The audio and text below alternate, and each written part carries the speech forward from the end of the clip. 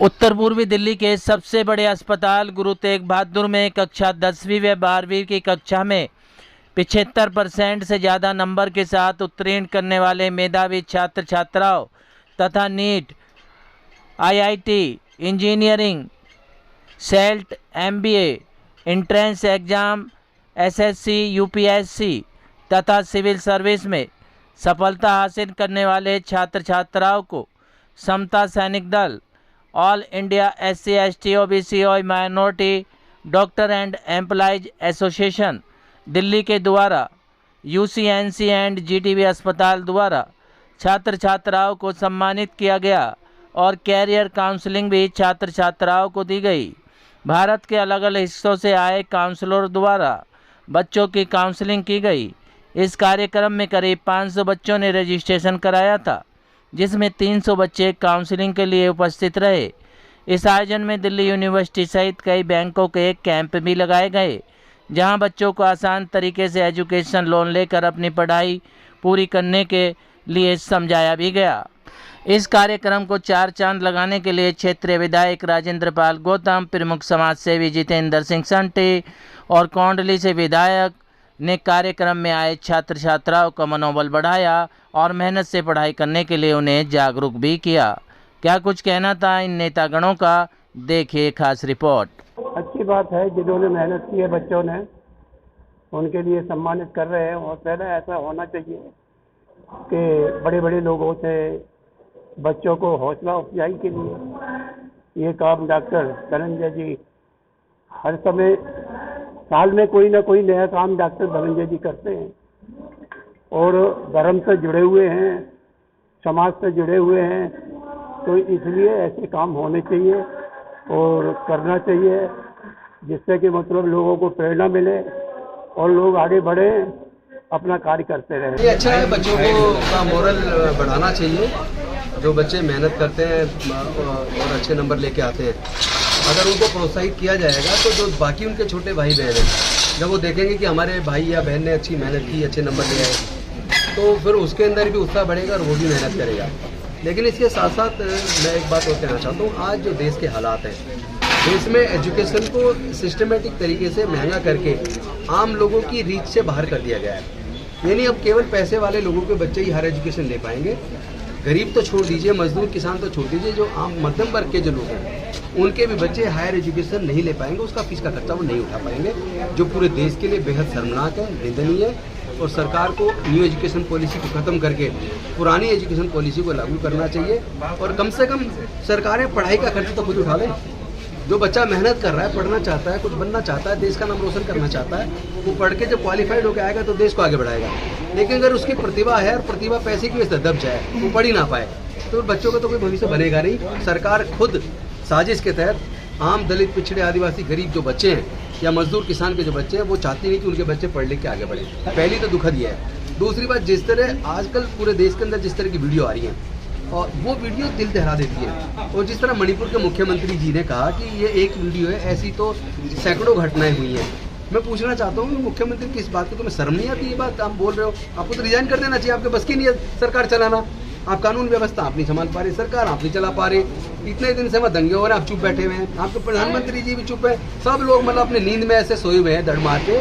ऐसे लोगों को डूब मरना चाहिए, लानत है, ऐसे लोग को रिजाइन करना चाहिए। बात करें, देखिए ये आज SC ST OBC डॉक्टर की जो यूनियंस है, उन्होंने आज यहाँ पर ये कार्यक्रम आयोजित किया है उन बच्चों के लिए जिन्होंने कहीं ना कहीं अपनी गरीबी से ऊपर उठ के और ये साबित किया है कि मेहनत और संघर्ष के बल पे, उसके दम पर आप कुछ भी हासिल कर सकते हैं। और उन बच्चों ने हासिल किए हैं 100 में से 90 नंबर, उन्होंने हासिल किए हैं 100 में से 85 नंबर, उन्होंने हासिल किए हैं 100 में से 98 नंबर। और आप जिन विषम परिस्थिति दलित समाज और OBC समाज के लोग निकल के जाते हैं, उन्हें कहीं ना कहीं जातिवाद का दर्द झेलना पड़ता है। साथ साथ एक गरीबी की जिस प्रकार से हम निकल के जाते हैं, गरीबी के उस दौर में ट्यूशन नहीं मिल पाते, अच्छे स्कूल नहीं मिल पाते, लेकिन उसके बाद भी वो अपनी मेहनत के दम पर यहाँ तक पहुँच पाते हैं। तो मैं उन सबको बधाई देता हूँ, शुभकामनाएं देता हूँ और उनसे कहता हूँ कि बाबा साहब के उस मंत्र को याद रखें, पे बैक टू सोसाइटी। आप समाज के कितने बड़े पायदान पे चले जाएं,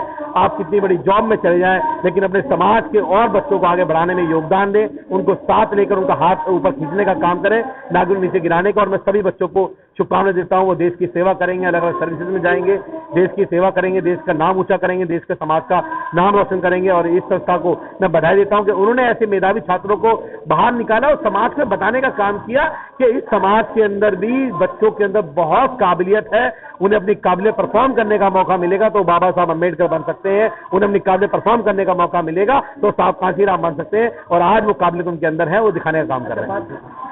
देखिए, मुझे सबसे बड़ी बात ये लगती है कि मैं दिल्ली के सरकारी स्कूल से पढ़ा हूँ, और जिस सरकारी स्कूल से पढ़ा, लेकिन जब मैं वहाँ पढ़ता था 2008 में मैंने 12वीं पास करी, 2006 में 10वीं पास करी, वहाँ वो माहौल नहीं था। क्लासरूम टूटे हुए थे, टॉयलेट टूटे हुए थे, टीचर पढ़ाते नहीं थे, स्कूल में क्लासरूम में बोर्ड नहीं होता था, मास्टर के पास चौक नहीं होती थी, बहुत अव्यवस्था थी। लेकिन मैं धन्यवाद करता हूं अरविंद केजरीवाल जी का, जब से सरकार आई है उन्होंने गरीबों के बच्चों को एक अलग तरह का कॉन्फिडेंस दिया है। दलितों के, पिछड़ों के बच्चों को, जिन्हें लगता था कि सरकारी स्कूल में पढ़ना एक अभिशाप है, आज उनको लगता है कि वो सम्मान की जिंदगी के साथ सरकारी स्कूल में पढ़ पाते हैं। और मुझे खुशी होती है जब मेरी विधानसभा के अंदर स्कूल में पढ़ने वाले रिक्शे वाले का बच्चा, प्रेस वाले का बच्चा जेईई का मेन एग्जाम के लिए करके जाता है, IIT का एग्जाम के लिए करके जाता है। तो ये सभी हो सकता है जब सरकार कहीं ना कहीं प्रतिबद्ध हो उस समाज को बराबरी पे लाने की बात करने की, और जब वो 12वीं पास करके जाता है तो जय भीम मुख्यमंत्री जैसी योजना है उसको आगे बढ़ाने में काम करती है, उसको आगे ले जाने में काम करती है। लेकिन हाँ, बहुत सारे अधिकारी ऐसे हैं, अफसर हैं जो कहीं ना कहीं इस योजनाओं को रोकने का काम करते हैं, जैसे गवर्नर के माध्यम से, क्योंकि बीजेपी ये चाहती नहीं है कि देश में गरीबों के बच्चों को बराबरी, समान अधिकार मिले, समान शिक्षा मिले। लेकिन संघर्ष जारी है और जीत सच्चाई की होगी, ईमानदारी की होगी और शिक्षा की होगी। जातिवाद के नाम पे इनको कम अवार्ड दिया जा रहा है। इनकी जो दक्षता है, इनकी जो निपुणता है, इनकी जो कर्मठता है, उसको सबसे आगे रखा गया है। मुझे बहुत खुशी हुई है कि छोटे परिवार के भी, गरीब परिवार के भी, बैकवर्ड एरिया से भी, देश के कोने कोने से बच्चे यहाँ आए हैं। मैं समझता हूँ बहुत बड़ा प्रोत्साहन है और इससे बच्चों को आने वाले समय में और देश के लिए काम करने का मौका मिलेगा और ये समाज के लिए, मानवता के लिए काम करेंगे। मैं सबको बच्चों को यही शिक्षा दिया है कि किसी काम को जिंदगी में छोटा मत समझिए, छोटा सा काम आपको बहुत बड़ा बना देता है। इसलिए मैं कहता हूँ कि कौन कहता है कि आसमान पे सुराग हो नहीं सकता, एक पत्थर तो तबीयत से उछालो यारो, और वो आप मेहनत करेंगे तो आगे बढ़ेंगे। मैं बधाई देता हूँ आज के कार्यक्रम को।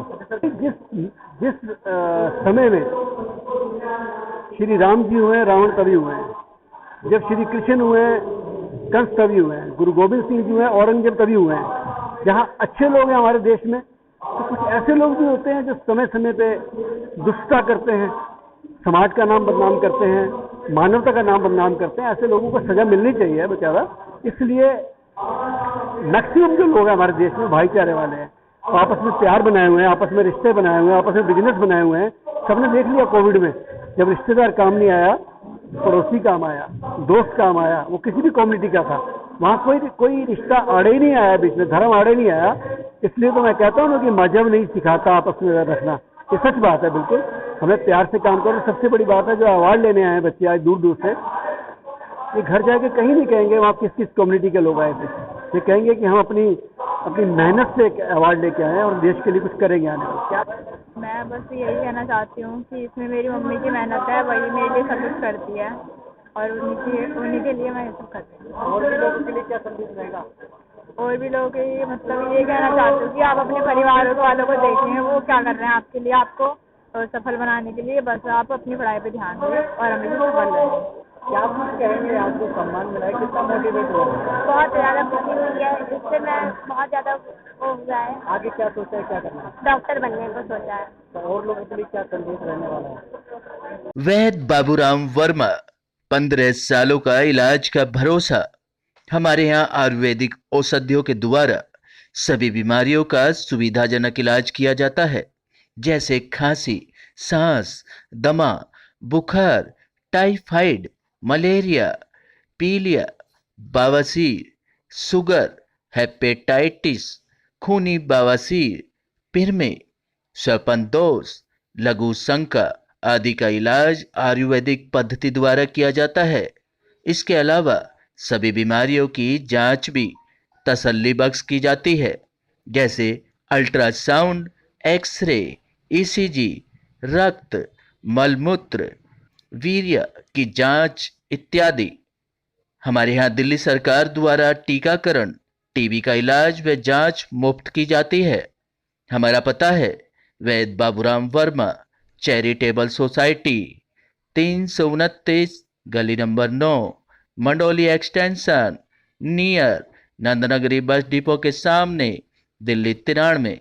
आप हमारे नंबरों पर भी संपर्क कर सकते हैं। हमारे फ़ोन नंबर हैं 9213329205, 9211478312, 9910418312। आप हमारे चैनल पर भी दिए गए नंबरों पर भी संपर्क कर सकते हैं। हमारा फ़ोन नंबर है 8506973234।